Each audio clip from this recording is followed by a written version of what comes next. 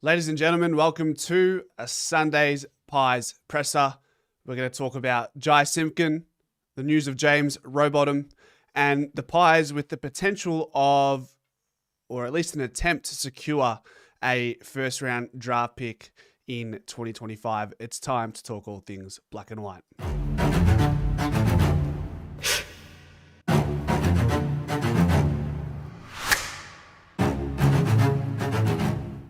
Good evening, all. I hope we're all super well.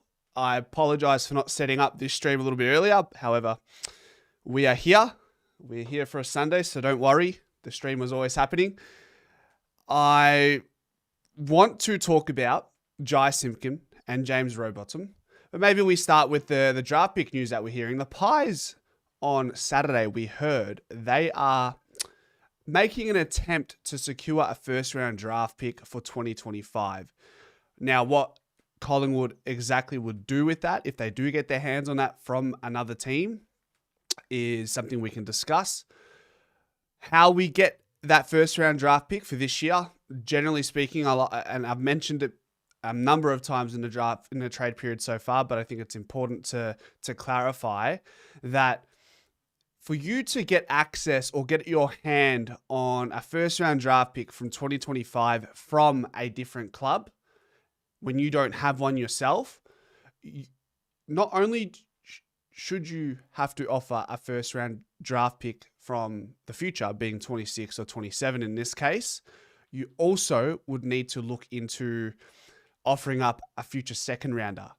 And the fact that we're dealing with a devalued draft in the next 2 seasons has me wondering, would the Pies need to offer anything more than that? Where normally that's generally acceptable, but given the economy in those drafts, I think I'd be curious to know if teams would want a little bit more than that, especially when the Pies at this point in time were finished third by the end of the final series, right? So they know that there's a chance that Collingwood could stay relevant, but then there's also the potential where you might ask the question and say, or gamble on Collingwood slipping.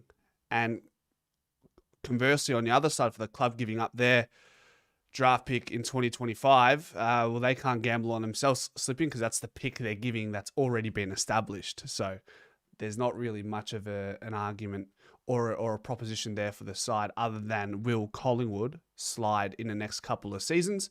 I'd like to think at least 50% of the league would think that's what's going to happen with Collingwood. So, I mean, we're all paying attention and we'll see where this one goes, right? Welcome, Metro. Welcome, Stefanos. Ava, the Metro boy 22 says, I think Simpkin is more valuable. I think in the end, it all comes down to what you have to give up for either one of these players. You'd assume that Rowbottom is on a lesser contract money-wise than Jai Simpkin, so maybe the salary isn't going to be a massive issue if we were to bring James Rowbottom. We talked about how he's been pushed out of the midfield at Sydney, and fair enough, they've got Goulden, they've got Warner, they've got Heaney. Who else has been really good for them in the midfield this season? I'm trying to think who's sort of in the way of James Rowbottom at Sydney. So let me just check that. Player stats. Or maybe we'll go, team stats or team lists perhaps. Let's go Sydney. And then let's go mid. They got Angus Sheldrick, Warner. James Jordan is one player who definitely would be taking some time off of James Rowbottom's opportunities in the midfield, right? Just trying to see who else. That's probably it, but at the end of the day, that's a top echelon looking midfield even without James Rowbottom. I want to see when I did the video today as well. I didn't check his goals. Was he kicking goals when he was out of the midfield this year? He only kicked 9 goals, so I'm assuming he played more as a wing. Maybe you guys watched more James Rowbottom than I did this season. So I'm curious to know if he played predominantly on the wing or in the forward line. And, if you're playing the high half forward role, your primary objective is not necessarily to score goals. You look at Bo McCreary, Lockie Schultz, they don't really do that on a consistent basis. They're there for the pressure. And certainly James Rowbottom is all about the pressure lifestyle. And Collingwood would love that. That's the blueprint, right? Where do I have my dramas? Look, the big point to make is he was played out of position. So he gets an opportunity if he comes to Collingwood to play as a full-time mid and really prove himself. His best year was probably 2024, along with the Swans themselves as well. And can compete. What are his clearances like in 2024?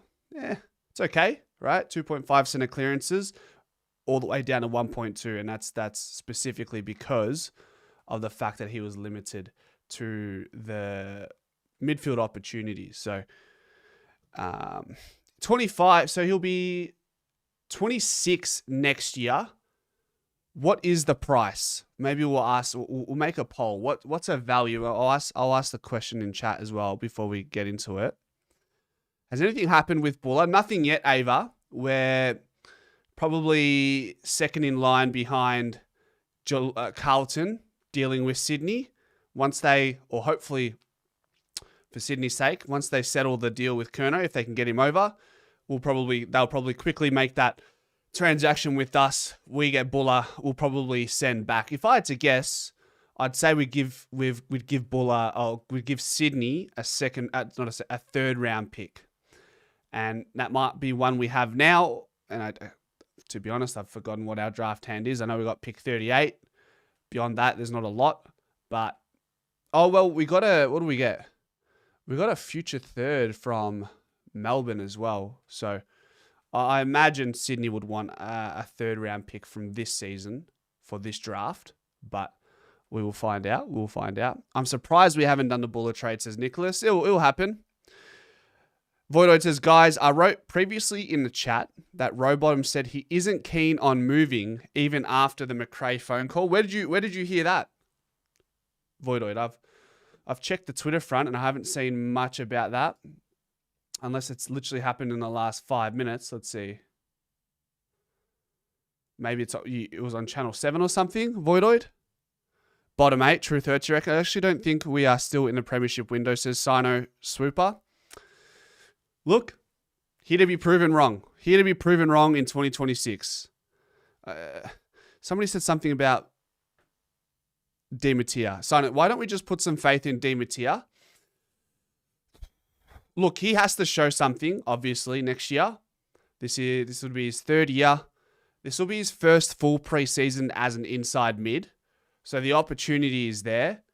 But I think even with Rowbottom there, it's great competition. I always say, if you bring in a player like Rowbottom, they're going to come into the preseason and the spot is there for... Not for it's there to be won. So if Di Mattia wants to prove himself, he's got to show his best in the preseason. And if Rowbottom's the better guy, then Rowbottom's the better guy for now. Di Mattia is still a baby. He's 20, turning, I think he's 19 first season. He's 21. 19 in his first year, which is last year. He's 20 this year, 21 next year. And a VFL BNF next to his name, which is huge. So if he's ready, he's ready. And if he needs another year in the VFL, then he needs another year in the VFL. I'm calm with that because of the way Geelong have done their things in the VFL. Although it would be nice that we do need players to hit from that younger cattle. I'm going to make a video on it tomorrow, I think, or just after the trade period about the young players. Baker says, swoop in and throw a couple of firsts out for merit. Throw in a player as well if needed. Look, I don't know. Like, we've hardly been in that whole entire conversation, Baker, about Zach Merritt. You've seen Hawthorn have been linked and a couple of other clubs, but it's a really messy situation, first and foremost. But I mean, he'd be a great player, although as great as Zach Merritt is, I don't think he's hard-nosed enough on the inside. I think you'd still need a player who can win clearances and can win the contest. Zach Merritt's not that guy. He's an outside player. A really good midfielder who can run rings around you, but he's not going to be that guy who puts his head over the ball and wins the contest and feeds it out to Nick Dacos. It's almost like you'd almost need like Ned Long to handball to Nick and then Nick to handball to Zach Merritt on the outside. It's almost like that. Benny, all good void, about to call him back and reinstate membership. Where's this? I called Collingwood to cancel my membership. Why bother? Ah, yes. Sarcasm. I like it. There he is. There it is. Morris said it. Interesting. Super footy. I mean, why have I missed this? Let me search Rowbottom on Twitter. Why do I miss these things sometimes? 8 hours ago, clubs believe Rowbottom is being posed to them as a trade option. He's defiant he wants to stay compared to Jai Simpkin, who's keen to move. Yet North's asking price for Simpkin will be higher. Rowbottom wouldn't cost more than a first rounder, if not less. Super footy, James Rowbottom has no interest in moving despite a phone conversation with Collingwood Premiership coach Craig McRae. Interesting, that one. But once again, even if James Rowbottom doesn't want to leave, guys, if we can give Sydney another first round pick for Rowbottom, then that will help their claims in securing someone like Curnow. So we'll see. Rick says we don't need Rowbottom. Waste of time.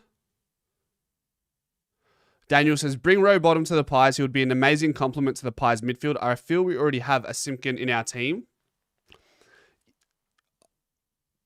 Who's the closest type of player to Simpkin? I mean, I wouldn't even put Simpkin. I'm not going to put Simpkin in the same air of Nick Dacos, and neither would I Geordie DeGoey. Why would we go for that dud Rowbottom?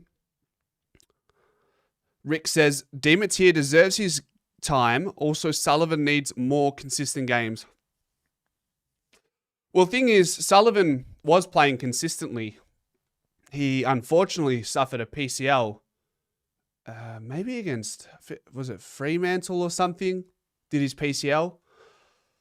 I don't think he's the answer to our problems. He was reduced to a small forward role. So think about it this way. If Lockie's playing, Bo's playing, Bobby's playing, Jamie's playing, you want Will Hayes to get games, I don't think you're playing Lockie Sullivan in the team. That being said, I think he will be on the list. I think he'll get another contract because we have list space at this point in time. But I don't think he's going to be the answer, and I don't know how many. If I had to predict, if Lockie Sullivan is on the list next year, I think he plays less than 10 games. That's what I think. I'll make that a poll. How many games will Sullivan play in 2026 if he stays on the list? Less than 10. More than 10. Hello, Manny. Enough of the water pistols, man. We need guns. We need guns. But I don't think we're gonna get guns in this off season. And I've been completely content with that. But it just seems like Collingwood are desperate to bring a midfielder in. That's what it sounds like. So this is gonna be a close watch over the next few days. We got talent in the VFL. Play them. It's a big season for them. Lewis, now Harvey Harrison's been a big conversation, mate. We have not forgotten about him, but we also got to hold our horses because the guy's coming off an ACL. He'll have a grace period, won't he? And I'm captivated by the potential of how Harvey Harrison could go next season. Could he be a midfielder? Is he going to be a winger? Is he going to play forward? It's a real enticing discussion. Absolutely. So we have not forgot. If greatness If Sullivan is in our best 23 next season, we are screwed. Yeah, that's problems. He played 14 before injuries. Once again, Bo McCrea was out at times. Lockie Schultz was out at times. Bobby Hill was out for a long period. He's, I put it kindly, a gap filler when players aren't available. Kieran Kelly says back Shane O'Brien and keep our picks for once. Once again, if we do get a first round pick for this draft, I'm curious to see what the Pies do. Sash had a great view of the Pies versus the Lions prelim. Brisbane's clearances out of stoppage is elite. They then set up the ground well. Do we need players that can be defensively switched on at the source? Well, Sash, something we've discussed at length about that was when you lose your conductor in Scott Pendlebury, in the first minute of the game, he's the guy who sets everything up. So when you're accustomed to that, you're hearing that voice around the stoppages, it changes a lot of... It asks too much of other players to step up all of a sudden in a prelim. I think in a game, like if we want to talk about Bobby Hill, that's a player who can do those sort of things that those Brisbane forwards/mids did throughout the stoppages. Geordie has his chances as well, but he wasn't as prominent around the stoppages on that night. I think that just...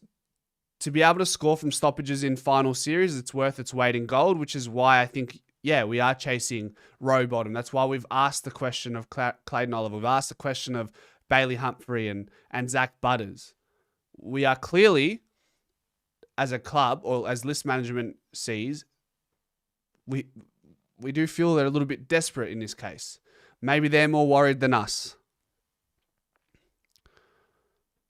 Ava says, have we stopped looking at Jacob Blight? I feel like she's just gone quiet all of a sudden. So, Ava, the first period of delisted free agency begins tomorrow and closes on Wednesday and then resumes after the draft. So, I think it's just more to do with if the window's not open, we're not really talking about it outside of the medical that he had. Let me just double check. When are the delisted free agency periods in 2025? I'm almost certain that it opens tomorrow for a couple of days. Not Major League Basketball, you dummy. For AFL, creep. Fuck. Blight will be an SSP. Preseason supplementary pick, you reckon? Ava, don't worry. Just ask the question and we'll help you out. Don't stress. Don't stress. Delisted free agency immediately after delistings. Maybe I'm wrong. Immediately after October 2nd onward. Maybe I'm wrong, guys. So if anybody wants to correct me, maybe I'm confused as well. But it says beyond the 2nd of October, you can begin to secure players on in delisted free agency. So read into that however you wish. When does the trade period finish? It finishes on Wednesday. I think there's gonna be some close watches over the next few days. AB Buzz will be interested to see what we walk away with at the end of this trade period. No point trading for trading's sake. Need players that will make us better. We might be saving bullets for next year, and that's why I think we're curious, because we know what's going to be in free agency next season. And it feels like we're scraping the bottom of the barrel to some level. And we know James Rowbottom isn't a horrible player. He would be a really good role player. But I do feel like you can't fall in love with the idea that every player is just going to can be a role player and that gets you far enough in this league. If you look at Brisbane, they have a few stars who come to shine in the final series. And, we were that. We were that in 23. We were close to that in this season. But you look at Hugh McLuggage, you look at Zach Bailey, you look at Will Ashcroft, you look at these guys, Rayner, they just became superstars in this final series. And I don't know if Rowbottom's going to be that guy who can lift to that level. Maybe he can. Maybe he can. He's played in a grand final. Maybe he's played in 2 if he played in 2022. But yeah, I'd hate to give away picks this off-season for a role player at the age of 20, 25, 26, and then we're short-handed for next draft. Emma says, any chance Pies, Swans, Blues could do a 3-way trade? Is that a possibility? I think so. If Buller's in there and there's picks that need to be floated around, I think there's every chance. Kerno could go to Sydney. We need Jack Buller. We've asked the question of James Rowbottom. There's a lot of picks up for the taking. So I think that's what could definitely transpire. Yeah, Brisbane were poor in that first final. Zorko, Fletcher, yes. Wilmot. Kirkish Delight, where do Collingwood's facilities rank in the AFL nowadays? Man, I could not tell you. I mean, I think the Vitality Centre is decent, but I don't know how it compares to other clubs. Better than Melbourne.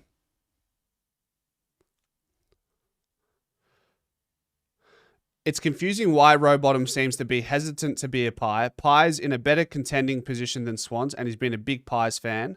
Why the hold up when the opportunity is there? Look, I find it confusing for other reasons than you've just mentioned. I'd say I'd bet you most people in this chat would think Sydney are in a better contending position for next season. And we'll do a poll on that before I forget. 73% of you suggest that Lockie Sullivan will play less than 10 next season, by the way. So glad to see we all agree there. Most of us anyways. Let's start a poll here. Who is in a better... I personally think Sydney could go all the way next season, especially if they have Kerno. I don't think we can say we're in a better position than them right now. 2026. Sydney... Collingwood. I have to disagree with you there, Sean, but I'd love to put it out to the chat and see what they say. So let me just read the rest of your question. Pies in a better contending position, debatable, and he's been a big Pies fan. Why the hold up when the opportunity is there? Maybe he wants to try and break into that midfield again. Maybe he sees Sydney as his home now. Maybe he sees Sydney as a much better contending side than Collingwood right now, which is all fair. They're all fair. I respect the player that doesn't want to leave a club. I respect the loyalty. But if he moves to Collingwood, what will be certain is he'll play much more midfield time than what would be offered at Sydney. That's for sure. See, Ave, have a good one. Take care. I'd give a future second and future third for Rowbottom and Buller. I don't know if that gets us over the line. Futures. JFR says, why are you so against Rowbottom? I'd trade a first for him. More pressure players like Schultz and Bowe is what we need. A future first will be fine. I just don't know. Like, would Sydney accept a future first for Rowbottom? That's what I'm curious about. And the other reason why I'm somewhat against it, JFR, is because if we give away future picks now, how on earth, like, what picks do we have available? What future picks can we access for next season's free agency? If we can't get anyone from the trade period, why not trade for picks? Pies have hardly done anything. I think we're trying to trade for picks. That came out on Saturday.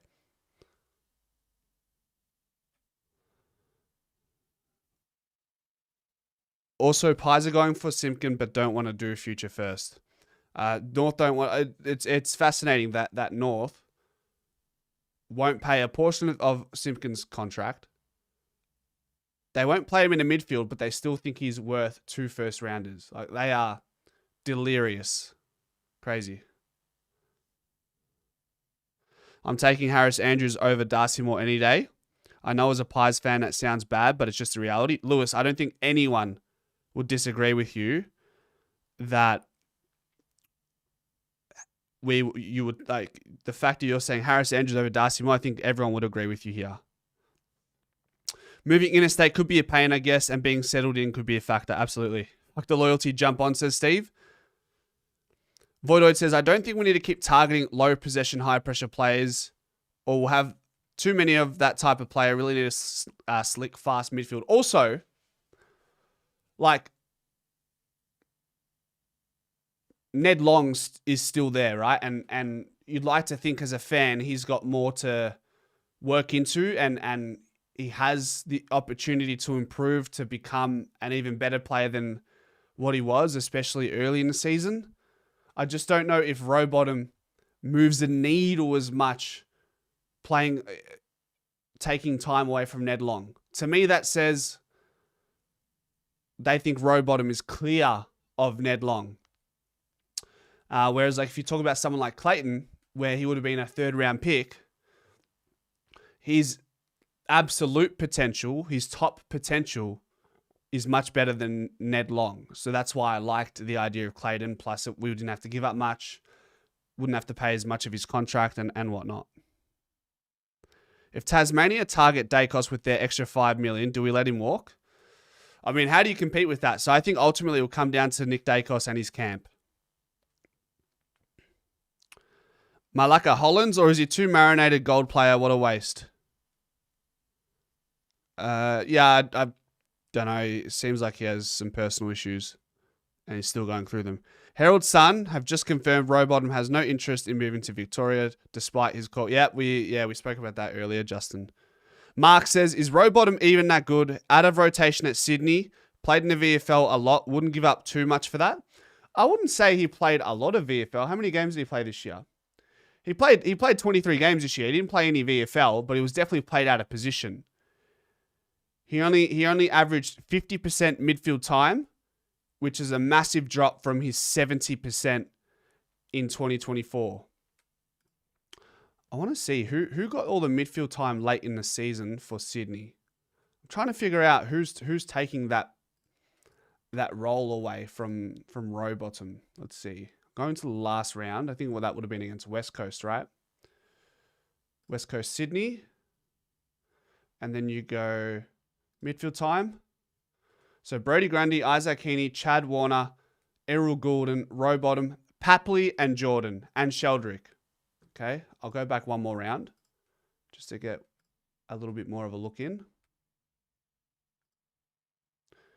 Which was Sydney Geelong. And we'll go midfield time. Warner, Heaney, Jordan, Sheldrick. So it's between Jordan and Sheldrick. These are the players that are taking his opportunity.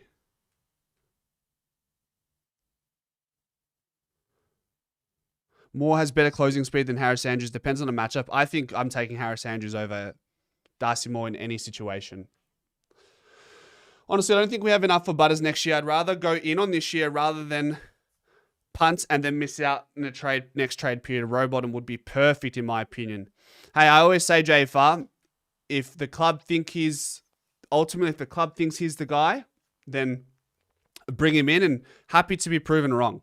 If he wears the black and white and kills it for us, it's a win-win for everyone. If we're in round 20 and Dan Houston has had an unimpactful season, then he was overs. I think we have to, like, one season. He's on, how many years is he contracted to at Collingwood? I don't think we can make a judgment based on one season. We had the same energy for Lockie Schultz, but I feel like Lockie Schultz was a lesson learnt for all of us as fans. Like, be patient, understanding the first year blues for a new player from a different club is a real thing. So that's why we need to be wise and stick to our guns. And you know, if you don't learn from prior situations, and you're just going to go in cycles and be overreactive, you're going to be emotional. But if you can extract the emotion from, you say, okay, there was every chance that Houston was going to have a difficult first season. One part to it is Dan Houston's confidence, right? The other part to it was he was played out of the role that he was acquainted with at Port. So it takes two to tango in this case. So I think not only did Houston have a disappointing season due to his own output, but I think Collingwood did no favours by allowing Josh Dacos to be that guy off halfback. And it was sort of a win in some way, right? Josh Dacos has been incredible, but now I think Josh has earned the right to say, hey, I want to play midfield next year. Hey, I want to be, if I'm not playing midfield, I want to play at least some midfield, play forward, and maybe wing as well. I think, and then let Dan Houston be the guy from halfback. Benny, there it is. Thank you for the 5 gifted Pies Footy memberships. Appreciate you. Welcome, Nicole, Chris, Gary, Scoops, and Yodgos. Thank you, my friend Benny. Very kind. Very kind. And welcome, Nicole. Do you think we can get Rowbottom and Buller together in a trade period? I think so. And the same energy for Chris Mayne. And there you go. There's a good one. Kirkish, that's one we haven't spoken about. That's another good point. Chris Mayne came on really big money. I think he would have come as an unrestricted free agent, right? Which is why we paid so much back then. And he came good. From what I could remember, guys, I thought Chris Mayne, between himself, DeGoey, and Braden Sire, those were my 3 best players in the grand final in 2018. I know it's a long time ago, guys, but who are your 3? And I know it's a sensitive subject. It's a sore wound, open wound still, and always will be. Who are your 3 best players in that grand final? Mayne was only on 500k. I think that was a lot back then, though. Fly wasn't playing in his preferred position and playing with magnets. He's a halfback flanker and not a midfielder. Let him take kick-ins and get 20 handball receives, not Josh Dacos. I think you're robbing Peter to pay Paul either way if they're both on a halfback flank at this point, which is why one of them, preferably Josh Dacos now, should go into the midfield and then let Dan be the guy. I said we saw the same thing. Quaynor was badly out of form in 2024. Late in the season, he moved to a wing to get his confidence back. And look at what he's done now. Top 5 in the Coleman in the Copeland Trophy running. So they've sort of done the same thing. Houston was unplayable in the back line after that period against Brisbane and Hawthorn. So then they moved him to the wing to have a bit more freedom, to have more low-risk situations with the ball in hand, forward center. So I think now he'll go back into that high-risk environment where he's distributing from the defensive half with a bit of confidence from the rebound he had late in the year.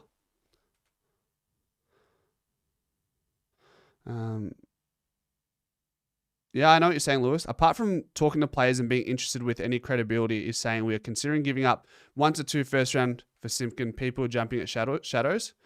Mayne was on 600k. Bucks dropped into the VFL. He was going that bad. He came good in the end, though, didn't he? He came good. So, do you think Collingwood will give up on getting Simpkin now and just focus on Buller and Rowbottom? Mate, I think we're going to leave no stone unturned in the next couple of days.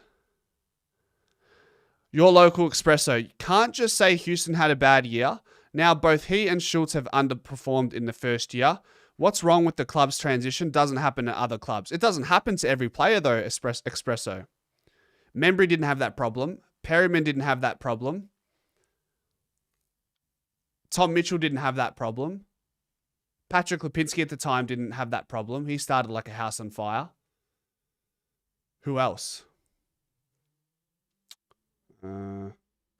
I think Lockie Schultz and Dan Houston were big ticket players when it came to trade value. So high expectations, absolutely, with draft value that we had to give away, and it just happens to some players.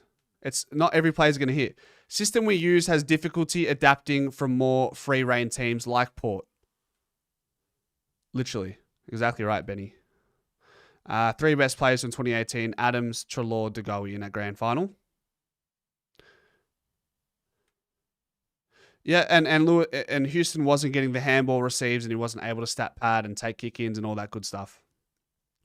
Big Man says, Simpkin is more likely... I think Simpkin is more likely. Rowbottom doesn't want to leave. I don't think that Simpkin is bad at all. Can't judge him for having a year playing on the forward line and wing, still averaged 20 plus disposals. Well, where do I stand with that? I don't know who's, personally, big man, I don't know who's more likely. And I will say players who don't want to leave in the past still sometimes find a way to leave the club based on the club's preferences. And for Sydney specifically, if they can get picks for Rowbottom and bundle that up in a Curnow trade, I think Rowbottom has no choice but to leave. The Goldtack Stevenson, yes, Steve, was great. I thought Goldtack got killed by Josh Kennedy and Jack Darling, though. So Langdon was really good. What is it with Fremantle recruits not being able to kick 40 meters? He's a small guy, shooter. He's a small guy. Big quads, small guy. Our current team was built from the draft. We cannot forget that. Also, players are playing out of position. I'd say a lot of our team was also built from mid-season draftees, rookie picks, preseason supplementary period, draft steals, Harvey Harrison, Bo McCreary, these types of players. And then we talk about Rowan Steele, Ned Long, Ash Johnson at times, Oleg Markov, rookie. Jack Ginnivan was a rookie. Mason Cox was a rookie. So, yes, Pendlebury, Sidebottom, Nick Dacos. Josh Dacos was a draft steal, right? And then you throw in trades. Like, we did a lot of work in the trade period to get where we are. Jeremy Howe, absolute revelation for us. We had Billy Frampton, Tom Mitchell, Pat Lipinski, Bobby Hill, Tim Membry, delisted free agency. Perryman, Lockie Schultz is a mainstay in the side. Dan McStay helped us in that prelim against GWS and ultimately got us one step closer to the flag in 2023. So I think we did a lot of things right in different avenues when it comes to player acquisition. So I don't subscribe to the fact that our team was built purely from the draft. What was the round when Houston kicked that goal from the boundary that was peak Houston? Before that, he did nothing. Wasn't it against Port? He also kicked a really nice goal against Brisbane early in the game. Sash says, I saw Simpkin's highlights. Nothing that moves the needle. Rowbottom has very inconsistent games. I know he's solid. A lot of multis. I feel like we are looking for a ball winner who can have those high disposal games. The thing is, where I come in and defend Rowbottom is he's been played out of position. Hardly plays midfield. So, but then you say, well, Simpkin hardly played midfield and was still able to find the ball 20 times on the wing and in the forward line.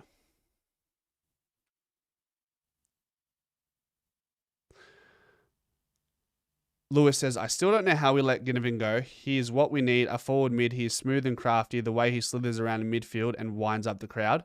I don't think he's so much a midfielder. He does come into the stoppages a lot. He'd hardly attend a centre bound, so he's not a genuine mid. But he had a really good year. And look, we brought in someone like Lockie Schultz, who's really important to the system. And at the end, the way I see it is it was a win for Hawthorn and it was a win for Collingwood, that trade. Ben says Guinea plays well with Hawk style. So that's exactly where I'm at with it.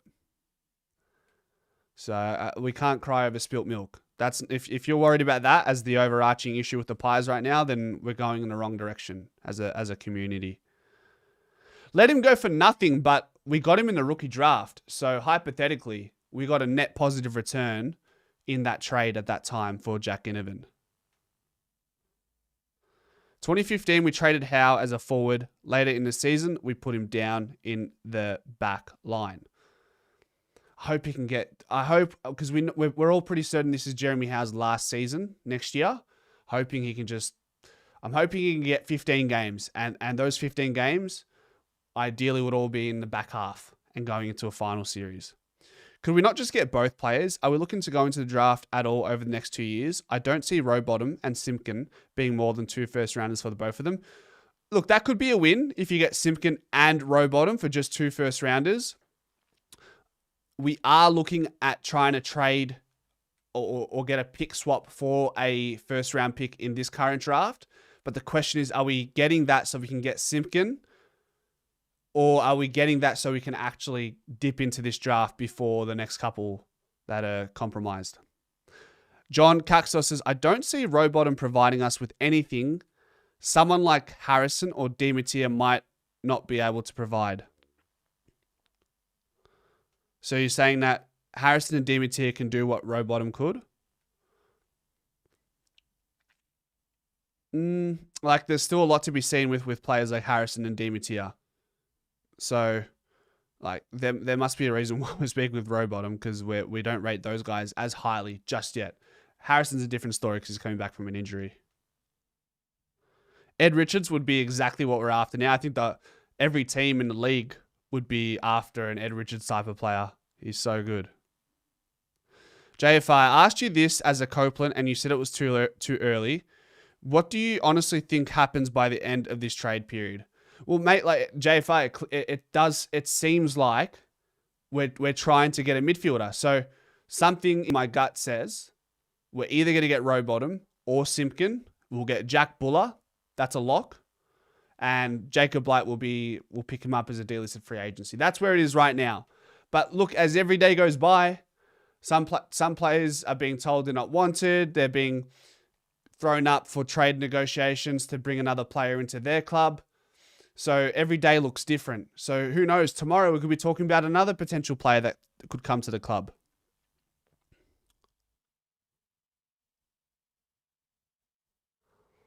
Demeter is unknown at AFL level. Rowbottom and Simpkin can play at AFL level. That is known. That's right, Buzz. So that's probably why.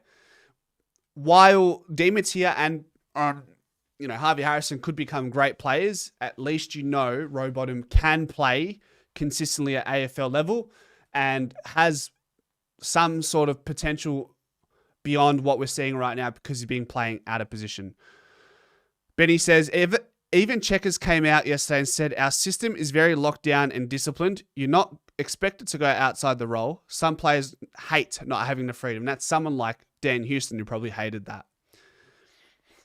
Big man, I'd like for Pies to get Aaliyah. I think we could easily swoop in and get him for nothing, and he can easily be a Howe replacement. If we can, I think we talked about it the other day, big man, in the chat. I think if you can get Leek Aaliyah for 3 years at $450, fine. But I think as fans, we wouldn't want to get Leek Aaliyah for $750 at 5 years. How come TJ hasn't played like CJ? TJ was injured for a large portion of this season. It's only his second season of his career in the AFL as well. I think, like many other young players, this upcoming season is a massive one for him. And he's out of contract at the end of 2027. Funny, we've been linked with everyone but Merritt who's on the market just because he doesn't fit the type of player we need right now, as good as he is.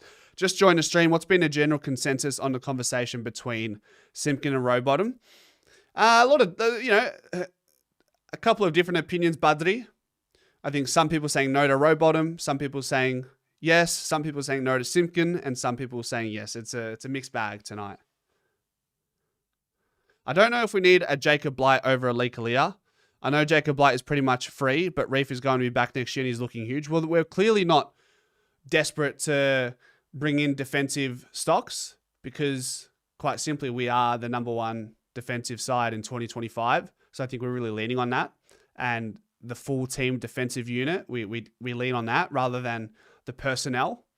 And if Reef comes back in and Billy holds up and Darcy Moore can find more form, Jeremy Howe stays healthy, Bruzzy, Quaynor, Perryman, I think we should be all right for at least next year. Merritt totally fits what we need right now. Is that tongue-in-cheek? Thing is, big man, does Leek want to come to Collingwood? He was quite happy at GWS is what we were hearing, but he was offered a bag at St Kilda. Kev, how are we, mate? Why don't we go for Sam Frost? Nah. No, thanks. Isn't Rowbottom an inside mid? That's what we are after. He is, but we're just not sure how great of a player he can be. That's some of the reservations in tonight's chat. Not tongue-in-cheek. Merritt is an outside player. Voidoid. We need somebody who can extract the ball and do that really well. Zach Merritt does not do that. Amongst all midfielders, he has like the lowest contested possession rate amongst all of them, at least in 2020, like in years gone by. We can double check this though. Minimum, let's say minimum 10 games as a mid. Let's have a look at the lowest contested possession rates. Midfielder.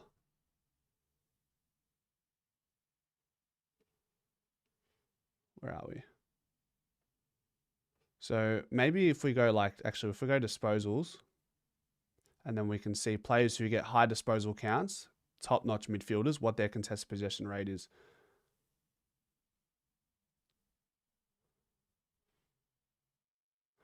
So Zach Merritt's contested possession rate, 35% of his possessions are 34%. It's an improvement, I guess.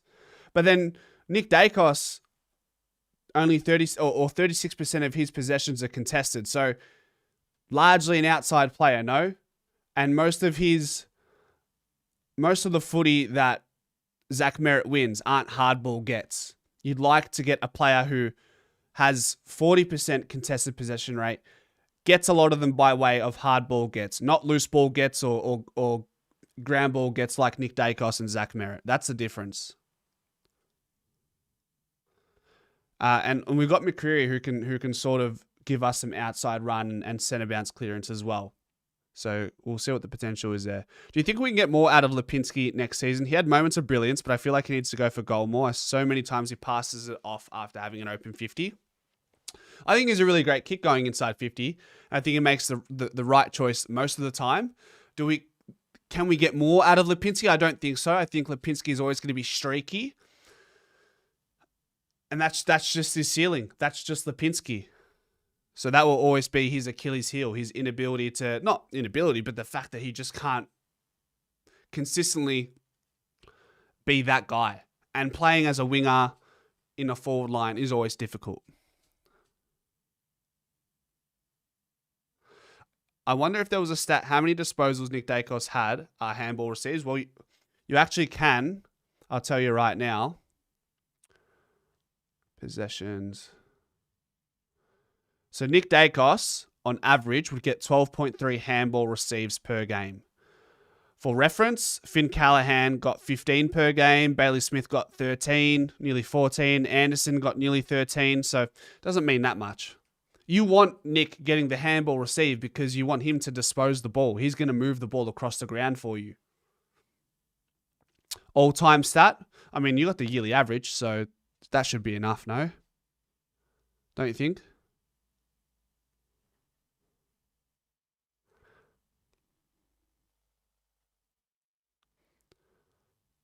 Benny says, a handball receiver also has to get to the right spots constantly, which is also why Nick doesn't get many contested. He's ahead of the contest with Brain. And that's huge. Like his timing to get to the contest, to receive the handball.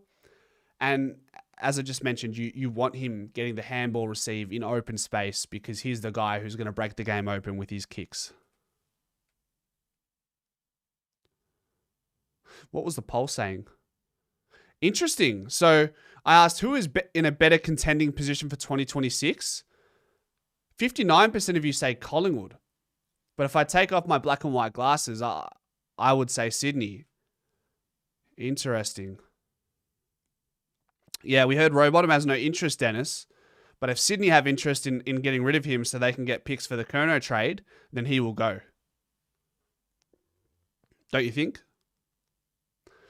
Gordon says, I reckon North will give us Simpkin, but ask us to pay more of the contract in the end. I think if we get Simpkin, we'll be paying for all of his contract. It's just a matter of are North willing to drop his proposed value to what we're willing to give up. And that might be potentially a 2025 first round pick if we can get a hand on that. That's something we're looking at. Or a future first.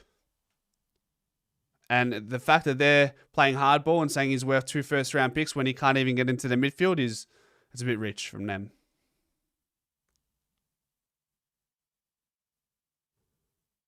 Are we really that in need of a mid? I think so, Badri. Although I'd say let's hang tight to next season, free agency, trade period. But it seems like list management are really keen on getting a midfield this period.